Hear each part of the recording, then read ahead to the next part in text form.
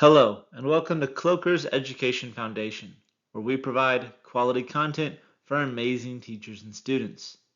If you're joining us from a previous video or previous series, welcome back. And if this is your first time, we're glad you're here. This is our World History series, and this lesson is on Ancient Egypt, the New Kingdom. Before we begin, don't forget to check out the links in the descriptions below for resources on Teachers Pay Teachers and a set of free guided notes to go along with this lesson. Let's dive in. The objective of this lesson is that you, the students, will be able to analyze the political, economic, and cultural achievements of Egypt during the New Kingdom and evaluate its interactions with the neighboring civilizations. This means we have two essential questions for this lesson. What impact did the Hyksos have on Egypt, and why is the New Kingdom seen as the height of Egyptian power and prosperity? And two, how did the leadership styles and accomplishments of the New Kingdom pharaohs reflect Egypt's values and priorities during its golden age? This PowerPoint and lesson is broken up into three portions. Number one, Ahmose and Kamose, how they rid Egypt of the Hyksos, the New Kingdom pharaohs, and the end of the New Kingdom. So let's set the stage. Leaving the Middle Kingdom, the Old Kingdom in our previous video was falling apart due to weak leadership at the end.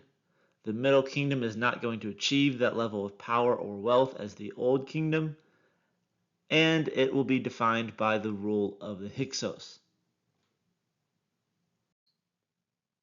The Hyksos are going to come from a land between ancient Egypt and Mesopotamia with the Babylonians just south to the Canaanite states, and they are quite a nomadic people known for having elaborate chariots. While these nomads expand, they do not take over large swaths of land nor rule a large territory very well. They're going to conquer Egypt for almost 100 years, between 1640 and around 1570 BC, establishing a capital at the city of Memphis. However, two young princes from ancient Egypt, Prince Kamose and his brother, are going to fight to rid Egypt of these foreign invaders, and Kamose will fight until he dies, and his brother Ahmose will be the one who finally defeats the Hyksos 10 years later, around 1570 BC. And so these two brothers liberate Egypt, achieve power, and rule Egypt, thus allowing Egypt to be once again ruled by Egyptians. The Old Kingdom is going to be known for the constructions of the pyramids. The Middle Kingdom is characterized by the rule of the Hyksos, but the New Kingdom is known for the conquest, the expansion of ancient Egypt, and the building of the Valley of the Kings temples. Now, in the New Kingdom, they start shifting from building massive pyramids as tombs to building temples, all within this valley that the royalty and the pharaohs are going to be buried in. You can see here, for hundreds of years, they're going to have their bodies transported to the Valley of the Kings and buried in temples fairly close to the other pharaohs that also previously ruled Egypt. Now that Ahmose has liberated ancient Egypt from the Hyksos and established his family lineage as the bloodline for the pharaohs and the rest of the rulers of ancient Egypt, there are going to be several important new pharaohs that come up during this era. His granddaughter, Hatshepsut, she is going to be one of the first and few female pharaohs to rule ancient Egypt. Hatshepsut is going to come into power because her stepson is too young to claim the throne. So she'll declare herself as pharaoh in around 1472 BC. She's going to encourage trading with the neighboring states as opposed to war and conquest, which brings in a period of prosperity. Now, she will make herself up to look like a male to gain political support because ancient Egypt is still very patriarchal.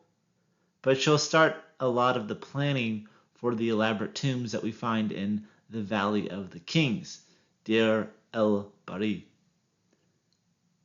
Her stepson, Thutmose III, when he comes into power, he is going to almost wipe her out of the records, and so she was almost lost to history because of the actions of her stepson.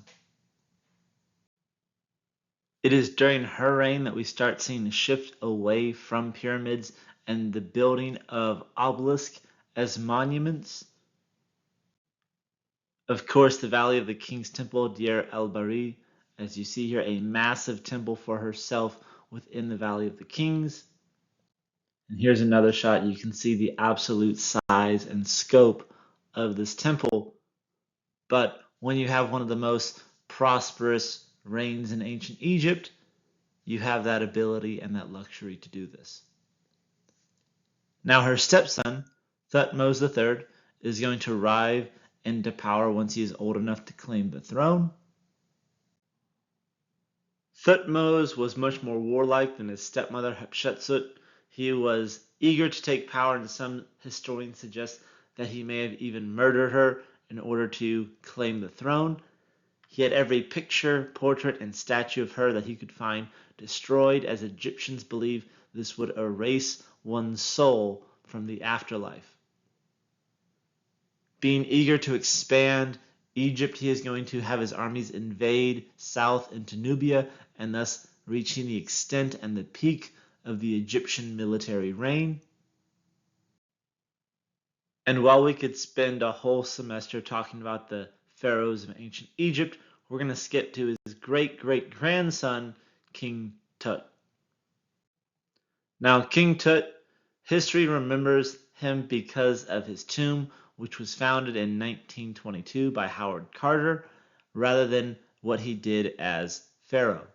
Now, he came into power when he was about 8 years old and ruled for only about 10 years. He may have been 19. The dates are still a little fuzzy. But the rule of such a young pharaoh and the death of such a young pharaoh was rather unique. Historians suggest that he died of possibly an infection in a broken leg or of malaria. But his body was uncovered and excavated in 1922 and was very well preserved compared to the previous pharaohs and the mummification process of other pharaohs. It is suggested that after the death of King Tut, Egypt fell into a period of economic and political instability, thus leading to a short fall and the rise of a new family into the throne and the seat as pharaoh. This leads us to Ramses the Great. Now, Ramses the Great, his family ruling almost 100 years after King Tut, they're going to make a peace treaty with the Hittites, which will last for almost 100 years. They're going to create magnificent temples to the god Amon-Ra at Karnak and temples at Abu Simbel. Ramses is going to be greatly infatuated with himself and having an enormous ego, creating huge statues of himself all throughout ancient Egypt, and even having to move them occasionally due to natural disasters and climate change. History shows that he had well over 100 children and worshipped himself as a god. And again, that was very common because it was believed that the pharaohs were god kings. Ruling for almost 67 years, he had a very long period of political influence in ancient Egypt. But you can see here the temple of Abu Simbel from a far distance view along the Nile, and then up close the massive statues of himself at the start of the temple. There will be many great pharaohs after Ramses II or Ramses the Great, but none of them will rival him in power or wealth. There is too much bickering and backstabbing over the power. Ramses III will be considered the last great pharaoh. That is his grandson, for those of you that want to know. But ultimately, the invasion of the Philistines, the Libyans, and the Hittites will reduce ancient Egypt to just a series of broken up units that have small local authorities or city-states along the Nile. Eventually, the Assyrians are going to come in and conquer the region, and they're going to dominate the political and historical landscape for quite a while. And you can see here that Assyria, originating in the Fertile Crescent, Mesopotamia, between the Tigris and Euphrates River, they're going to expand into a very large empire, very similar to that of the Babylonians. The Assyrians are a war machine. They are going to conquer, and conquer their neighboring tribes and neighboring civilizations. Having advanced weaponry like siege engines, they'll have ladders and towers to scale city walls. They'll have used iron and swords and spears, unlike some places which were still using bronze or even stone. They're known to have publicly tortured enemies and prisoners to demoralize the opponents that they're at war with.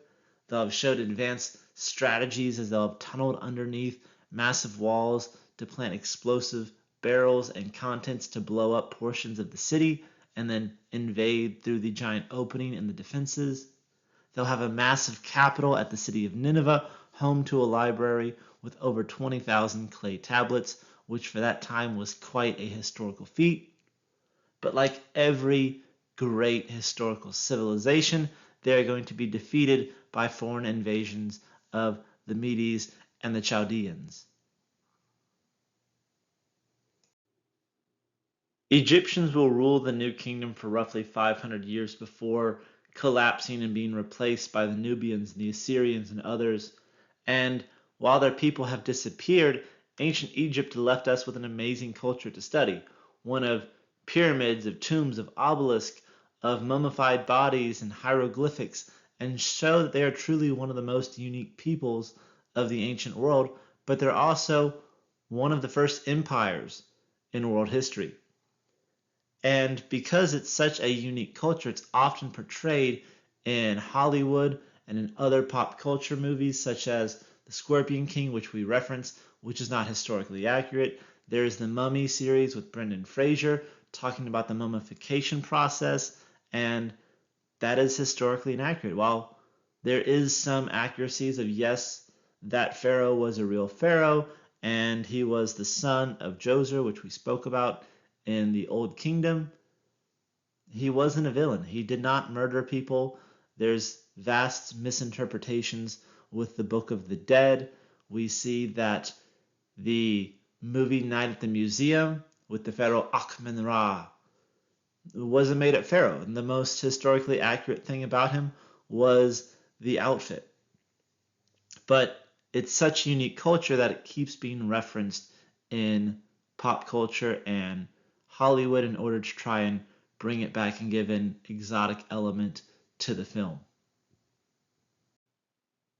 Now it's time for you to answer our essential questions for the lesson. What impact did the Hyksos have on Egypt, and why is the New Kingdom seen as the height of Egyptian power and prosperity? And our second question, how did the leadership styles and accomplishments of the New Kingdom pharaohs reflect Egypt's values and priorities during its golden age?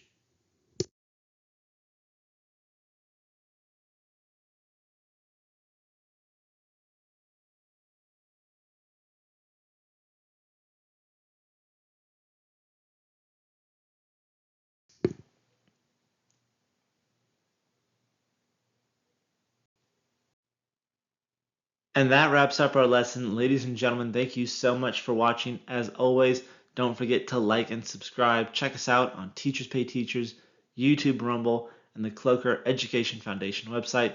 We have a ton of resources out there for you and a ton of free videos as well. We have videos on our other river valley civilizations like Mesopotamia, the Indus River Valley, and ancient China. Or you can go to our next unit. Have you ever asked someone or yourself why? Why?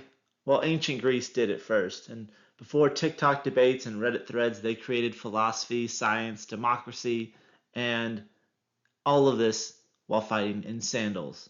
Yes, Socrates, Sparta, and a spark that started the West, ancient Greece, all that and more is just a click away. I'll see you there.